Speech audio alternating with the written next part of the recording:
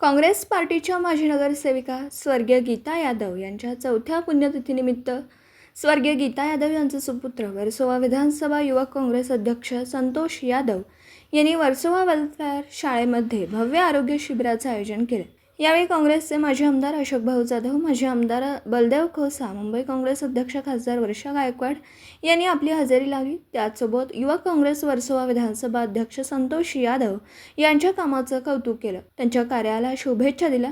या भव्य आरोग्य शिबिराचे आयोजक संतोष यादव यांनी देखील पत्रकारांशी संवाद साधला। पाहुयात काय म्हणाले मान्यवर व आयोजक संतोष यादव।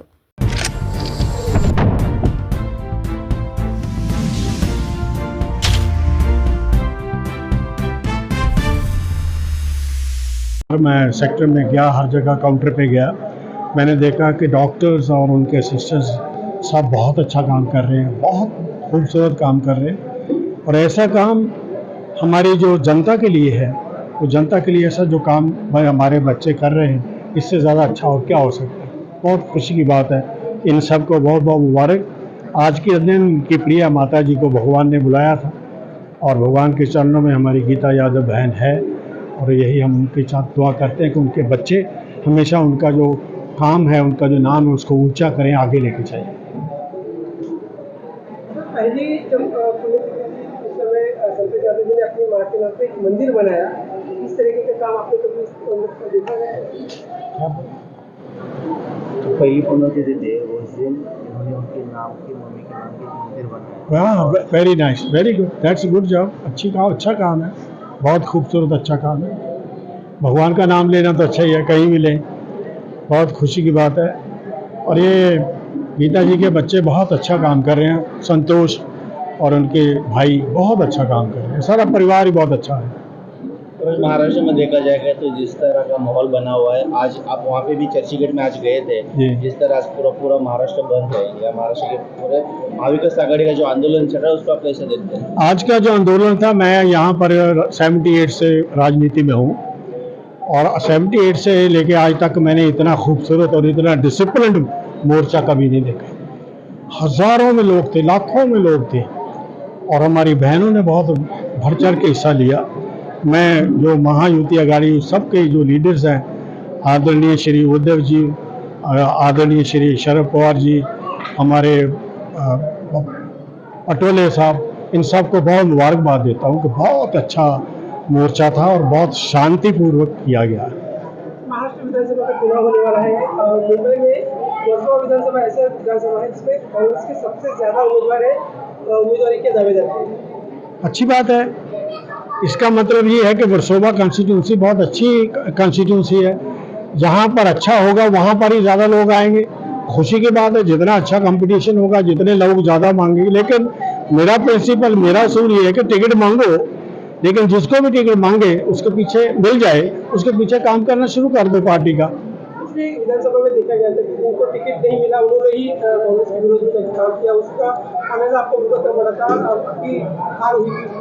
अभी इस समय उसी की कोई वो जो लोग थे, आपको भी पता है, मेरे को भी पता है, आज वो मेरी पार्टी में कोई भी नहीं है। आज कांग्रेस में वो कोई भी नहीं है।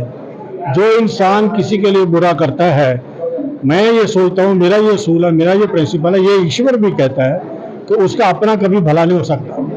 मैं ज़िंदगी में किसी का भी नुकसान करूँगा तो मेरा डबल होगा, मैं इस चीज़ में बिलीव करता हूँ। जिसने मेरा नुकसान किया, कोई बात नहीं, ये तो हार जीत होती रहती है ज़िंदगी में। लेकिन मुझे कोई ऐसी, मैं कहीं भी अपने एरिया में जाता हूँ तो मुझे ऐसा कोई लोग नहीं कहते कि तुमने मेरा नुकसान किया था, तुमने मेरा बुरा किया था। मैंने ज़िंदगी में कभी किसी का अगर अच्छा नहीं कर सका तो बुरा नहीं किया। माध्यमातून या ठिकाणी भव्य दिव्य आरोग्य शिबिराचे आयोजन केले। महत्त्वाचं या ठिकाणी पाहायला गेलो तर चष्मे वाटप असेल, त्यामध्ये काही औषध आहेत ते मोफत दिले जातात, कसं पाहतावं? आजच्या तारखेत लोकांना ह्या सगळ्या गोष्टीची फार गरज आहे, आणि गरीब माणूस संसारात इतका अडकलाय ना की त्याला स्वतःच्या शरीराकडे किंवा डोळे, चष्मे चेक करणं वगैरे, ते असं भीती वाटते की मी तिथे गेलो तर माझा किती खर्च होईल। आणि हे कॅम्पच्या माध्यमातून त्यांना व्यवस्थित चेक करून त्यांना चांगले चष्मे मिळून काम होत आहे। लोक हॅपी आहेत, आणि हे समाजसेवक आणि एक पक्षाचा पदाधिकारी म्हणून संतोष यादव आमचा या बाबतीत नंबर 1 आहे। संतोष यादव यांच्या माध्यमातून वर्षभर विविध कार्यक्रम घेतले जातात, त्याचा समाजाला खूप मोठा फायदा होतोय आणि जे आईचा वारसा आहे ते चालवण्याचं कार्य करतात, कसं पाहतात? नाही, संतोष म्हणजे तुम्हाला सांगतो, तो एकमेव असा आहे की त्याने ज्या दिवसापासून त्याला आई आशीर्वाद देऊन गेले त्या दिवसापासून आजपर्यंत तो आईसाठी वाटेल ते करतो. इथेच नाही, तो गावी जाऊन आईचे देऊळ बांधून वगैरे, म्हणजे कुठल्याही गोष्टी. आणि ही आपली हिंदू संस्कृती आहे.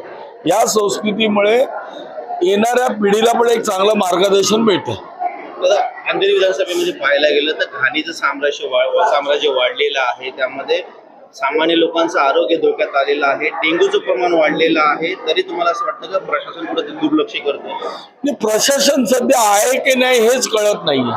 कारण का असतं, एक वेळ खासदार आमदारांचं जे आहे समजा थोडे दिवस नसलं तरी चालू शकतं, पण महानगरपालिकेच्या कॉर्पोरेशन हे जीवाभावाचा संबंध लोकांशी असतो. मग पाणी चांगलं मिळतंय का नाही मिळत, डेंग्यूचं साथ आले का, आणखीन मलेरिया किंवा इतर बाबी, या सगळ्या बाबी लोकांशी डायरेक्ट संपर्क हा नगरसेवकाचा असतो. आणि आज 2-2.5 वर्ष होऊन गेले या सरकारने नगरसेवकांना घरी बसून ठेवलं. त्यामुळे सरकार फार चुकीचं डिसिजन घेत आहे आणि त्याचं प्रायश्चित लोकांना भोगायला लागतं. आणि आज मोठ्या प्रमाणात लोकांना ताप वगैरे आणि डेंग्यूचे आजार लागलेले आहेत, मलेरियाचे आहेत. तर या सगळ्या बाबतीत आता कुठेतरी अति होत चाललंय. तर ह्याच्यासाठी आम्ही स्वतः एक मोठा मोर्चा महानगरपालिकेवर लावणार आहोत. ज्या पद्धतीने या विधानसभेच्या वॉर्डमध्ये काम केलं, त्यांची कामाची कमी संतोष यादव आपल्या कामाच्या माध्यमातून पूर्ण करतात असं वाटतं. मी कमी तर एक लक्षात ठेवा, सध्याच्या परिस्थितीमध्ये बघितलं, मी खासदार असो आमदार असो, या सगळ्यांचं लक्ष विचित्र झालेलं आहे. त्यांना लोकांपर्यंत बघायची गरज नाही. आता काय थोडंसं लोकांमध्ये भीती पैदा झाली राजकीय नेत्यात की मी निवडून येईल की नाही येईल, तर आता त्यांना लोकांची आठवण येते. पण खरी परिस्थिती अशी, आज 10 वर्ष सत्तेत आहे, काय केलं हे जर त्यांना विचारलं तर ते उत्तर देऊ शकणार नाही. पण एक आहे की त्याने जे आम्ही केलेल्या वस्तूलाच लाली पावडर लावून आपलं आपला बोर्ड तिथे चिटकून टाकलाय, लेम प्लेट चिटकवले आणि ती त्याने लिहून पण टाकले की हे मी सगळं केलं. परंतु एखादी वस्तू, एखादं गार्डन किंवा एखादे स्ट्रक्चर ज्यावेळेला आपण बनवायला जातो त्याचं फंडाचं प्रोव्हिजन करावं लागतं, त्याचं संपूर्ण NOC वगैरे घ्यावी लागते. आणि या गोष्टीसाठी कमीत कमी 2-2.5 वर्ष जातात आणि त्यानंतर ती वास्तू तयार होते. पण हे लोक त्या वास्तूला नेम प्लेट लावून आपलं म्हणून सांगायला तयार असतात. हे एक नंबरचं चुकीचं काम ते करतायत. कारण असं आहे की ज्या वेळेला आम्ही असतो त्यावेळेला पण आम्हाला झिरोतूनच काम करावं लागतं. त्या वस्तू, आता तुम्हाला सांगतो, ह्या जू उत्सव लिंक रोडला 3 गार्डन आहेत मी बनवलेले. एक HDFC बँकेच्या समोर आहे, एक राजीव गांधी कॉलेजच्या मागे आहे आणि एक आपल्या जू उत्सव लिंक रोडवर लेफ्ट साईडला आहे. ती बिल्डिंग आहे, त्या बिल्डिंगचं नाव विसरलो मी. तर हे सगळं करायला आम्हाला कोर्टात जावं लागलं, आम्हाला पोलीस स्टेशनला जावं लागलं. तिथे जे तुम्हाला जू उत्सव लिंक रोडवरचं जे म्हणालो तिथे तर कब्जा करून ठेवला होता लोकांनी. पण मी सगळं रेकॉर्ड काढलं तर ते गार्डन होतं. मग म्हटलं नाही, आता लढायचं. पोलीस स्टेशननी चांगली साथ दिली आम्हाला, DN नगर पोलीस स्टेशन. आणि मग तिथून त्यांचा कब्जा तोडून मग ते परमिशन आणि 20 लाख रुपये त्यावेळेला फंड, पण आचारसंहिता सुरू झाल्यामुळे नंतर ते माझ्या हाती लागलं नाही. परंतु ती सगळी मेहनत मला करावी लागली. विद्यमान आमदार कुठेतरी श्रेय घेण्याचं काम करतायत. नाही, विद्यमान आमदाराला सांगायची गरजच नाही, तो सगळीकडे श्रेय घेतो. तुम्ही त्याने काय केलं हे विचारा. कारण का असतं, कुठली गोष्ट जर मी घडवली असं म्हटलं ना तर त्याला मला फंडाचं प्रोव्हिजन केलं पाहिजे, त्याला मला NOCचं प्रोव्हिजन केलं पाहिजे. त्या सगळ्या गोष्टीपासून नंतर तुम्ही एखादी वास्तू उभी करता, तर ते त्याच्याकडे नाहीये. त्याच्याकडे सगळं रेडीमेड आहे. तुम्ही आलेले आहे, तुम्ही पाहता की कशा पद्धतीचं भव्य आरोग्य शिबिराचं आयोजन केले गेलेलं आहे, काय सांगाल? मला आनंद आहे की मागच्या वेळी सुद्धा आपली जी भेट झाली होती सगळ्यांची, ती पण आरोग्य शिबिरात झाली होती. त्यावेळेला आमचे युथ काँग्रेसचे सन्मान्य आमचे हरगुणनी त्या ठिकाणी मेडिकल कॅम्प केला होता आणि आज संतोष यादवांनी या ठिकाणी मेडिकल कॅम्प केलेला आहे. युथ काँग्रेसच्या माध्यमातून सगळ्यांचं आरोग्य व्यवस्थित राहिलं पाहिजे ही भूमिका आहे. आणि जसं तुम्हाला माहिती आहे की प्रत्येक वर्षी जे आहे ते गीता यादव यांच्या आठवणीच्या माध्यमातून हा कार्यक्रम जे आहे ते संतोष यादवजी ऑर्गनाईज करत असतात. मला वाटतं सातत्याने त्यांचा हा कार्यक्रम असतो. मागच्या आम्ही देवीला आलेले त्यावेळी सुद्धा त्यांचा एक कार्यक्रम होता. त्यामुळे त्यांच्या आईने त्यांना जनसेवा करण्याची एक मोठी शिक्षा म्हणा किंवा शिकवण म्हणा किंवा कसं वागलं पाहिजे, जनसामान्याच्या कसं जॉईन झालं पाहिजे, लोकांच्या प्रश्नावर कसं लक्ष दिलं पाहिजे. म्हणजे ते बघितलं तिथे डायबिटीसचं पण आहे, प्रेशरचं पण आहे, गायनॅकचं पण आहे, चष्मा सुद्धा ते मोफत वाटप करतात. त्यामुळे मला आनंद या गोष्टीचा आहे की तरुण पिढीचं जे विजन आहे ते खूप क्लिअर विजन आहे आणि लोकांची जनसेवा करताना आरोग्याला ते महत्त्व देत आहेत, शिक्षणाला ते महत्त्व देत आहेत. ही मला वाटतं खूप जमेची बाब आहे. सकाळपासून तुम्ही बाहेर आहे, छत्रपती शिवाजी महाराजांचे जे स्मारक त्या ठिकाणी पुतळा तुटला, त्याचा निषेध म्हणून आज मोठ्या प्रमाणात मोर्चा काढण्यात आला. कशा पद्धतीचा प्रतिसाद होता, कशा पद्धतीचा सरकारचा निषेध करण्यात आला? नाही, प्रतिसादपेक्षा हा आम्ही का करतोय हा महत्वाचा प्रतिसाद. तर तुम्ही बघितला असेल की एकदम असं पूर्ण असं वाटलं की त्या परिसरामध्ये महाविकास आघाडीच सगळीकडे दिसत होती. सगळ्यात महत्वाची गोष्ट आहे की आम्ही यासाठी विरोध करत आहोत कारण फक्त पुतळा तुटला असं म्हणू नका ना, त्याच्यामध्ये महाराष्ट्राचा स्वाभिमान पण तुटला. कारण शिवछत्रपती महाराजाचा पुतळा म्हणजे आपला स्वाभिमान आहे, आपलं अस्तित्व आहे, आराध्य दैवत आहे. आणि त्यामुळे आम्ही लोकांचा जो उद्रेक आहे, लोकांची जी अस्मितेला ठेस पोहोचली आहे, तिला आम्ही सातत्याने उजागर सांगत होतो. सरकारने लक्ष दिलं गेलं पाहिजे, परंतु राज्य सरकारच्या माध्यमातून जी उत्तरं आली, पहिल्यांदा तर मुख्यमंत्र्यांचं आलं की ताशी एवढ्या वेगामुळे हवा, आणि आज आम्ही गेटवे ऑफ इंडियाला होतो आणि ते सुद्धा आम्ही काय झालं, छत्रपती शिवाजी महाराजांच्याकडे नतमस्तक झालो आणि त्यांना मानाचा मुजरा केला. तो पण ते समुद्र किनारी पुतळा आहे, किती वर्षापासून आहे, आणि ते सांगतात की ताशी 50 किलोमीटर हा ताशी हवेमुळे ते पडला. दुसरं उपमुख्यमंत्री महोदयांनी सांगितलं की नौदलाला जबाबदारी आहे. तुमची जबाबदारी काय? म्हणजे दुसऱ्यामध्ये जबाबदारी ढकलण्याचं काम करण्याचं भाजपाचा आणि एकनाथ शिंदेनी प्रयत्न केले आहे. त्यामुळे त्यांच्या निषेधार्थ आमचं म्हणणं आहे की तुम्ही 6 महिन्यामध्ये पुतळा तयार केला, 8 महिन्यात तो पुतळा पडला, 236 करोडचं तुम्ही कॉन्ट्रॅक्ट दिलं, ते कोणाला कॉन्ट्रॅक्ट दिलं? श्रीकांत शिंदेच्या लाडक्या मित्राला. तो फरार आहे आता महाराष्ट्रामध्ये. पहिल्यांदा असं बघते की सगळ्या गुन्ह्यामध्ये गुन्हेगार फरार आहेत आणि लोकप्रतिनिधींवरती त्या ठिकाणी पोलिसांचा आहे. ईडी, सीबीआय, इन्कम टॅक्स फक्त विरोधकांसाठीच वापरले जातात का, असा सुद्धा प्रश्न पुन्हा तोच आहे. म्हणजे दुर्दैवाने एवढी मोठी घटना झाली, याच्यामुळे आज महाराष्ट्राला मान खाली झुकवावी लागली.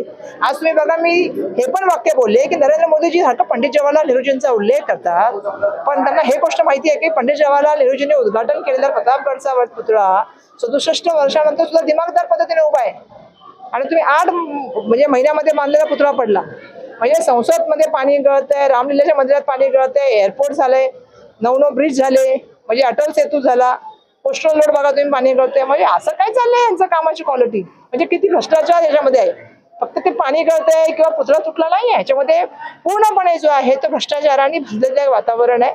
आणि या भ्रष्टाचाराची चौकशी व्हायला पाहिजे. ह्याचे हात खोलपर्यंत कुठपर्यंत गेले त्याची चौकशी व्हायला पाहिजे. अनुभव नसलेला, कामामध्ये कसल्याही तऱ्हेचा तात्पर्य नसलेल्या व्यक्तीला ते काम दिलेलं आहे. त्यामुळे आमचं म्हणणं आहे की राज्य सरकारच्या मुख्यमंत्र्यांनी उपमुख्यमंत्र्यांनी त्या ठिकाणी राजीनामा द्यावा.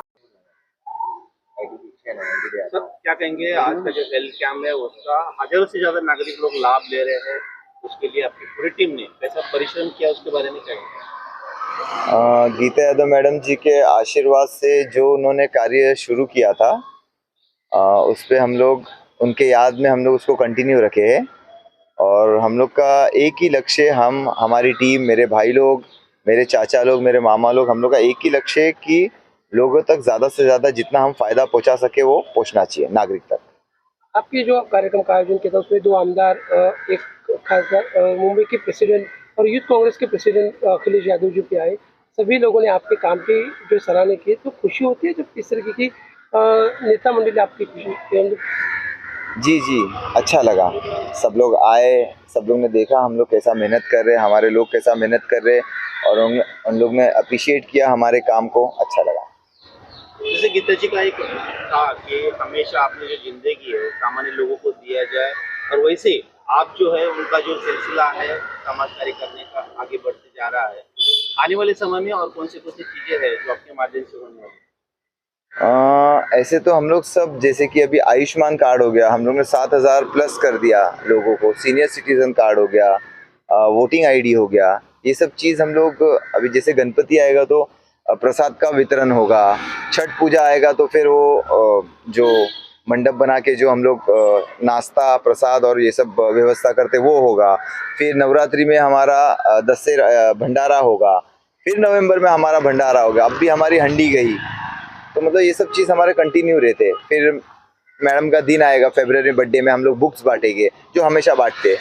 यस कंटिन्यू रहेगा। खुशी होती है संतोष, क्योंकि बहुत लोगों ने कहा कि संजीत यादव जी की जो कमी है वो संतोष यादव जी पूरी कर रहे हैं। जो समाज सेवा का काम है संतोष यादव उनके माध्यम से जो पूरा आगे कर रहे हैं। जी हम लोग कोशिश कर रहे हैं कि हम लोग कर सकें।